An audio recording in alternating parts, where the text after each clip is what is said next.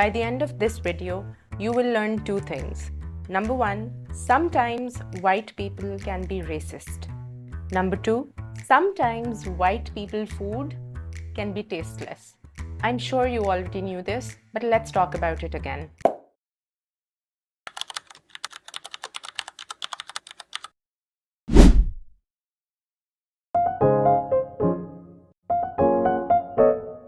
My trip to Vietnam was going just fine.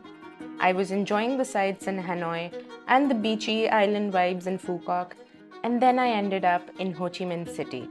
Vietnam has a lot of history of being oppressed by France and the United States of America. And as a Pakistani tourist, given that we have a history of being colonized by white people as well, and also dragged into their wars from time to time, I was unable to look away from a lot of things and a lot of ways in which former oppression has impacted the Vietnamese people and their culture.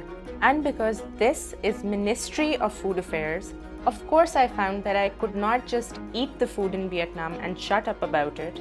I also had to dig deep and uncover the history and the origins of different foods I ate there. This dish, called the Banh Mi, basically came into existence because the French, when they were colonizing Vietnam, they basically said, "You poor Asian people, you cannot eat our baguettes." I'm not even making this up. I am not exaggerating.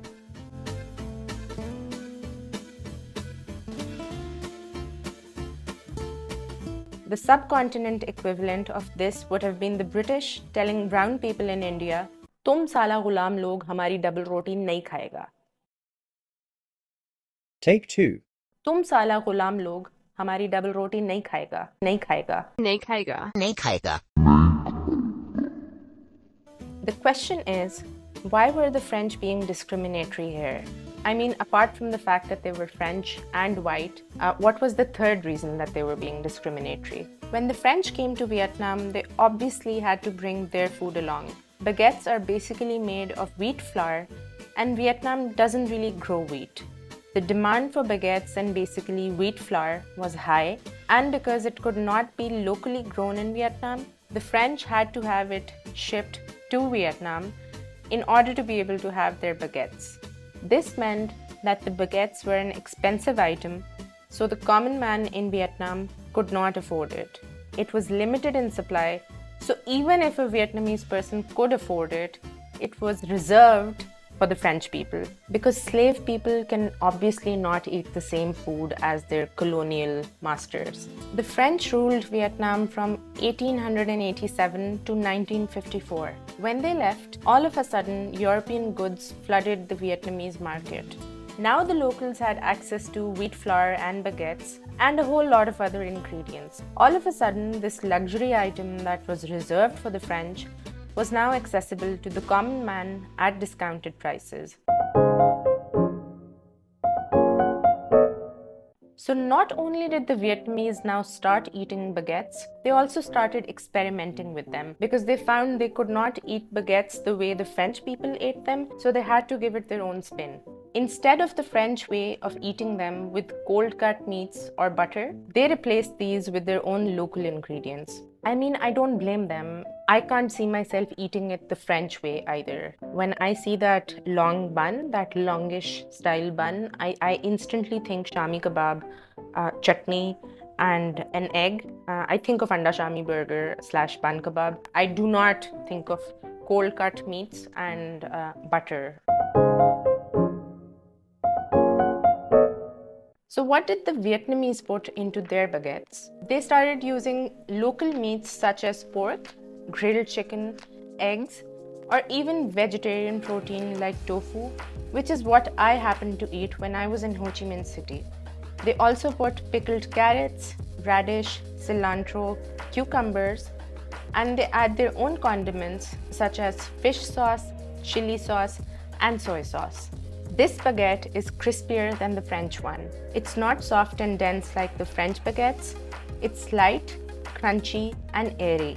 Some Vietnamese baguette recipes have tweaked from the original baguette recipes to include rice flour when baking, since rice flour is readily available in this rice-growing country, which gives the Vietnamese baguette a much crispier texture. I'm not usually a fan of sandwiches, but if you go to Vietnam, you have to try a banh mi sandwich. And you can easily find a pork-free option if you eat halal. The tofu versions are quite delicious. The tofu version I had, honestly, I couldn't even tell that I was eating a vegetarian sandwich. The tofu had been fried and its texture was like grilled chicken strips.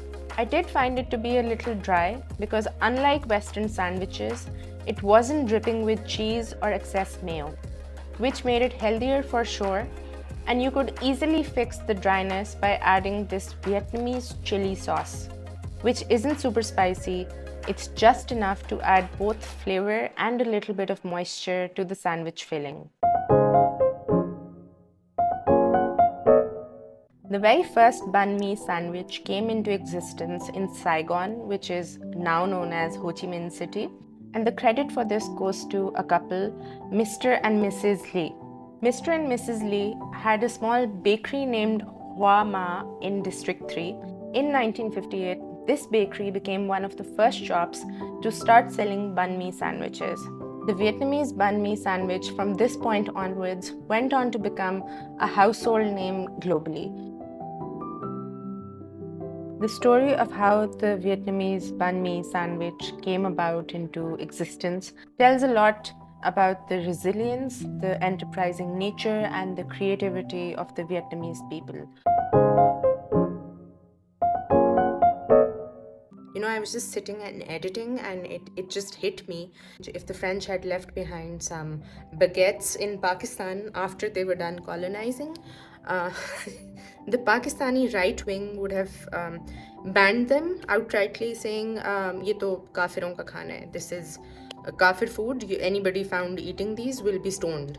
And then our left, the woke people in Pakistan, they would have cancelled anybody who was eating baguettes because they would have said, "Oh, this is your colonial hangover speaking. Stop eating baguettes because that means you have an inferiority complex."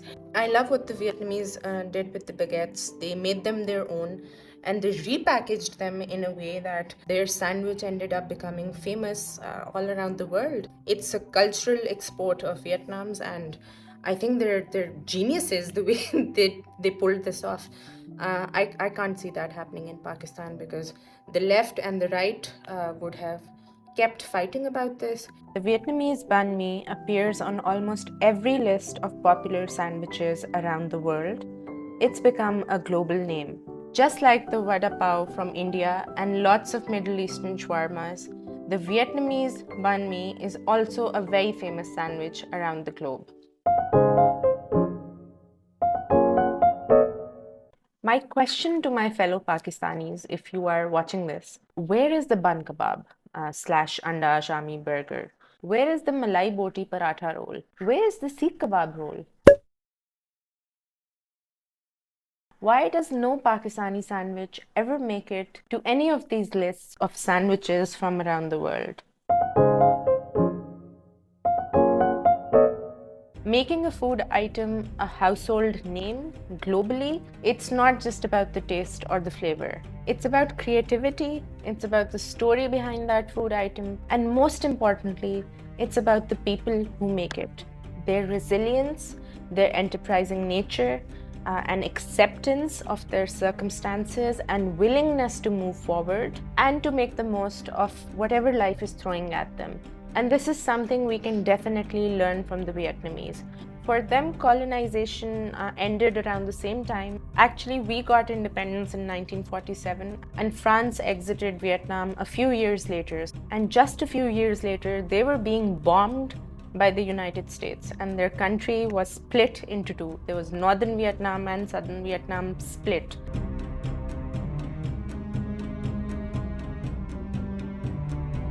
For a country to have had so much turmoil in the recent past, when I compare it to my own country, which is Pakistan, for us to have not come out of it, for us to have not recovered from our past traumas, So when I see us struggling still, and I see a country like Vietnam, which faced quite similar struggles around the same time period as we did, for them to have come out of it shining and for us to still be stuck in it somehow, it's something that really intrigues me, and it was something that was constantly in the back of my mind whilst I was traveling through Vietnam.